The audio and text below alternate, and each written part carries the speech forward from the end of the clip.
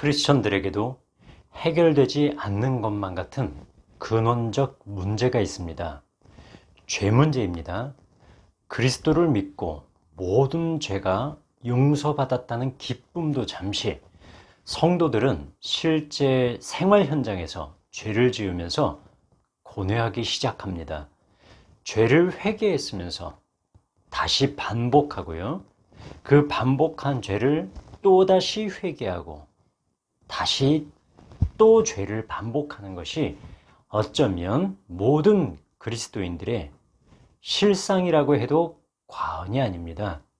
성도들의 숨기고 싶은 내면 세계, 끊을 수 없는 것만 같은 죄 문제가 지속되다 보니까 이 죄 문제를 악용해서 나오는 이단들이 적지 않습니다.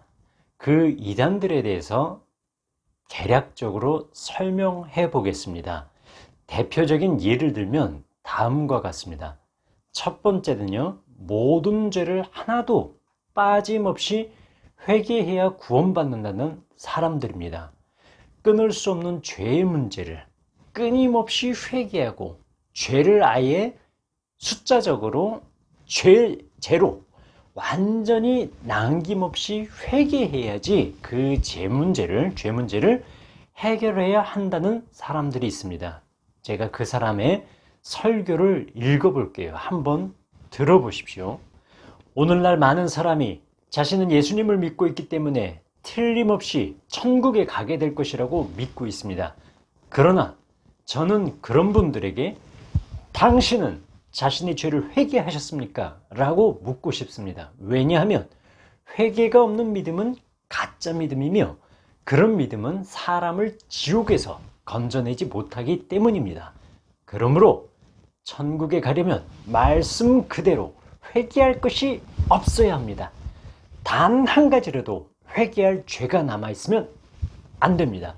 모든 죄를 다 회개해야만 합니다. 그리고 모든 죄를 다 회개했어야만 합니다. 그런 사람만이 참으로 회개한 사람이요, 천국에 들어갈 자격이 있는 사람입니다. 어떻습니까? 예수님을 믿는 것과 회개를 분리해서 사람이 자신이 지은 모든 죄를 하나도 남김없이 모두 회개해야 지옥에 가지 않는다는 주장입니다.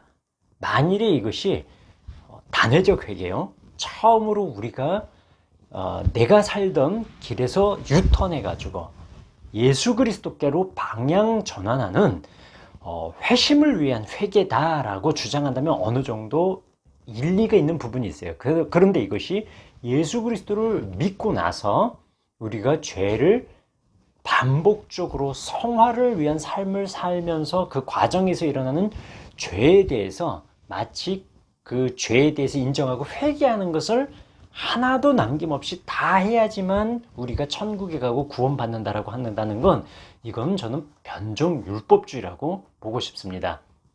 여러분들은 어떠십니까? 이런 설교도 한번 들어보세요. 우리 하늘나라에 가보니까 내가 회개치 못한 죄들이 산재에 있습니다. 이 땅에 있을 동안 하나님의 아들의 피의 효력이 내가 범죄한 죄들을 진작 찾아냈다면 다 용서받을 수 있었을 텐데 왜 이제까지 속죄받지 못했을까? 라고 회개하고 통곡해야 거기 가서는 소용이 없습니다. 이 지구상에서 가장 미련한 인간이 죄를 감추고 이것 감추고 저것 감추고 해서 어느 순간 내가 감춘 것을 나도 모르게 까맣게 잊어버렸어요. 이렇게 감춰놓고 못 찾는다는 것은 나중에 그것이 나오는 날, 그것이 나를 심판하고 그것이 나를 고발하고 그 죄가 소리쳐서 따라올 텐데, 즉 이분이 연말에 설교하는 걸 제가 들어본 적이 있어요. 어떻게 설교하냐면, 여러분들 예를 들어서 이런 거예요. 2020년에 지었던 모든 죄를 다 회개하십시오. 만일에 그 죄를 회개하지 못하고 내가 만일에 죽으면 회개하지 못한 죄가 나를 죽음 이후까지 붙잡고 천국에 가는 나를 붙잡고 지옥으로 끌어내릴 겁니다. 이런 설교들을 하는 사람이었어요. 결국 성화를 위한 회개를 하지 않으면 그것마저도 지옥에 가는 죄다라고 규정하는 사람인데요. 인간이 죄를 회개하지 않고 까맣게 잊어버리고 있다가 결국 그 죄로 인해 심판받는다는 그런 회괴한 회개론입니다. 사실 크리스천이 살면서 회개는 100번이고 1000번이고 해야 하는 게 마땅합니다. 그걸 부정하자는 게 아닙니다. 죄를 자백하는 것은 성경이 말씀하는 바입니다. 죄를 회개하라고 하는 것은 성경이 말씀하는 바입니다. 그러나 마치 사람이 지은 모든 죄가 하나도 없이 내 입을 통해서 회개돼야, 내 입을 통해서 고백돼야 되지만 지옥에 가지 않고 구원받는다는 것은 변종 율법주의와 다를 바가 없습니다. 만일 그렇게 해야 구원받는 것이라면 그리스도의 십자가에서 같이 못 박혔다가 구원받은 강도는 물론이거니와 삭개오도 구원받지 못한 거예요. 그들이 한 건 내가 이런 죄를 지었습니다, 저런 죄를 지었습니다 라고 일일이 다 회개한 게 아니고요, 오로지 그리스도를 의지하고 그분의 은혜를 구한 것 뿐이었기 때문입니다. 그리고 죄를 짓고 회개할 기회도 없이 갑자기 별세한 그리스도인이 있다고 칠게요. 주일에 예배를 드리고 은혜 충만히 받고 차를 운전하고 집으로 돌아가다가 어느 순간 차가 그냥 갑자기 확 끼어들었어요. 우리가 설교 들을 땐 그리스도인 같지만 운전대 잡으면 바뀌는 사람 많지 않습니까? 그 운전대를 잡고 가다가 확 끼어든 차 때문에 입에서 그냥 욕이 나도 모르게 튀어났단 말이에요. 아이 저 삐리리 막 이러면서요. 근데 그때 갑자기 차가 급정거를 하면서 뒤에서 차가 딱 받아가지고 별세하게 됐어요. 돌아가셨어요. 예를 들면. 그럼 이 삐리리 욕한 죄를 회개 못하고 돌아가셨으니까 그 죄 때문에 이분 지옥에 가는 거 아니에요? 앞에 예를 들었던 설교가 그렇다는 겁니다. 이런 회개주의자들 주장에 따르면 이런 급사한 그리스도인들은 회개 못한 그 죄 때문에 천국에 가지 못한다는 주장이 됩니다. 이렇듯 일일이 하나도 빠짐없이 지금까지 모든 죄를 회개하지 않으면 지옥에 간다는 주장은요, 매우 극단적이고 비성경적인 주장입니다. 이게 왜 문제가 되냐면 하나님 보시기엔 악한 것도 어쩔 때는요, 내가 생각하기엔 죄가 아니라고 그리스도인들조차도 깨닫지 못하는 경우가 있어요. 이런 거 어떻게 하냐고요. 그리고 기억력에 한계가 있어요. 아무리 죄를 지어도 내 기억 속에서 이게 죄가 아니야, 잊어버렸어. 그럼 회개 못 하잖아요. 그럼 그 죄 때문에 지옥에 가는 겁니까? 우리 하나님이 그런 하나님이십니까? 그래서 이 회개, 극단적 회개로는 비성경적인 주장이라고 하는 겁니다. 이 회개주의자들이 문제고요. 두 번째로요, 그리스도인들이 지켜야 할 율법은 폐지됐다는 율법 폐기론을 주장하는 사람들이 또 있습니다. 이 둘째 부류의 사람들은 그리스도께서 십자가에서 모든 율법과 그 저주를 폐하셨기 때문에 그리스도인이 지켜야 할 율법은 용도 폐기됐다고 주장합니다.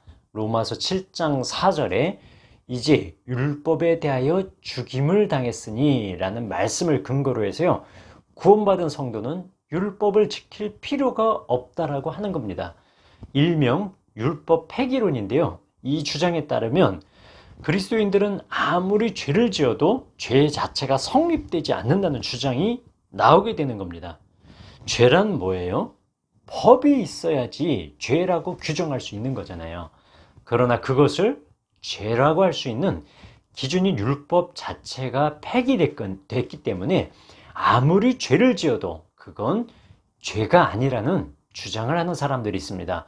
그러니까 성도들이 아무리 자범죄를 지어도 구원은 취소되지 않는다는 이 방만한 주장도 율법 폐기론에 해당합니다. 물론 그리스도께서 율법의 저주에서 우리를 속죄해 주시고 해방시켜 주신 것은 사실입니다. 그러나 율법 자체가 갖고 있는 도덕적 가치와 정신과 의미마저 완전히 폐지된 것인 양 주장하는 것은 매우 위험합니다. 성경은요, 성도들, 그리스도인들을 향해서요, 죄인이라고 말씀하는 것을 주저하지 않습니다. 심지어요, 죄가 없다고 하는 것은 스스로 속이는 것이라고 말씀합니다. 요한일서 1장 8절 말씀이죠. 그런데도 뭐가 두려워서 주님 앞에서 내 자신이 죄인이라고 고백하는 것을 주저하는 것입니까?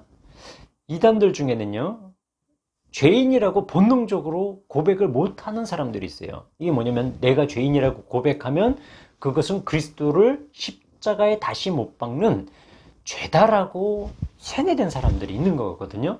실제로 있습니다. 죄를 지었을 때 우리가 해야 할 생각은 지금까지 설명드린 방종이나 율법 폐기를 통해서 죄의식이나 죄책의 면제를 주장하는 게 아닙니다. 말씀 읽어볼게요. 만일 우리가 우리 죄를 자백하면 저는 미쁘시고 의로우사 우리 죄를 사하시며 모든 불의에서 우리를 깨끗하게 하실 것이요 라는 말씀입니다. 죄를 지었을 때 그때는 군더더기 달지 말고요, 주님, 제가 주님 앞에 죄를 지었습니다.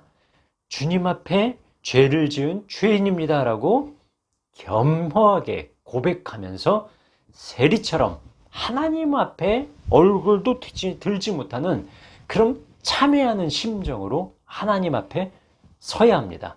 이것이 참된 구원받은 사람들의 모습입니다. 셋째는 보속이나 고행으로 해결하려는 사람들이 있습니다. 보속은요, 넓은 의미로는 끼친 손해의 배상을 말하고 지은 죄를 적절한 방법으로 보상하거나 대가를 치르는 것을 의미합니다.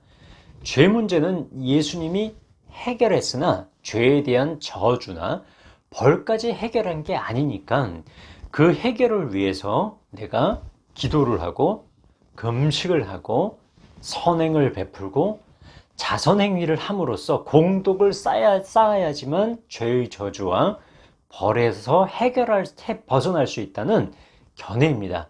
그래서 이웃에게 선행을 베풀면 그만큼 내가 지은 죄와 그에 대한 죄책, 죄에 대한 저주가 경감되는 것으로 생각하는 사람들이 있습니다.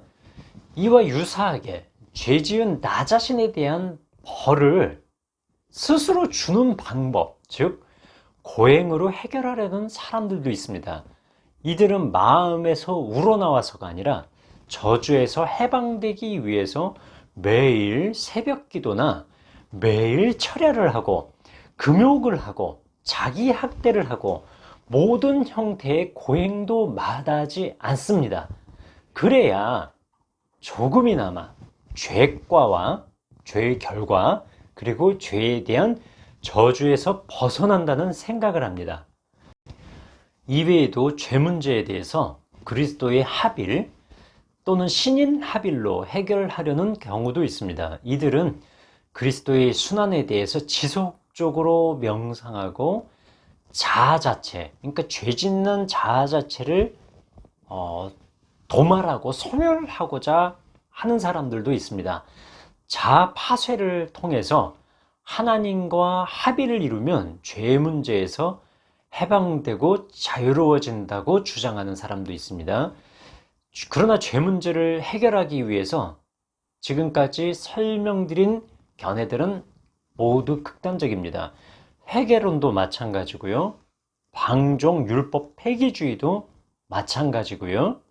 고행과 자기 학대를 통해서 해결을 하려는 것도 모두 성경이 말씀하는 바가 아닙니다.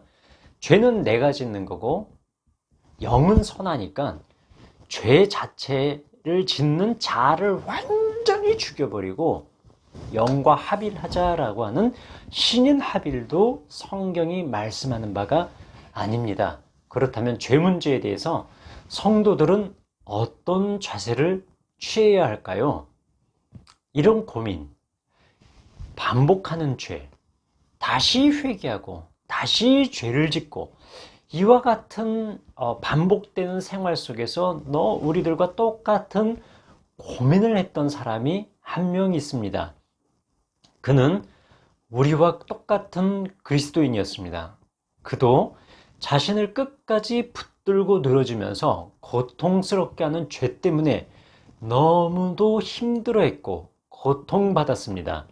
그는 하나님이 기뻐하시는 일은 행하지 않고 도리어 하나님께서 미워하시는 죄악을 행하는 자신을 보면서 매우 고통스러워하고 고뇌했습니다.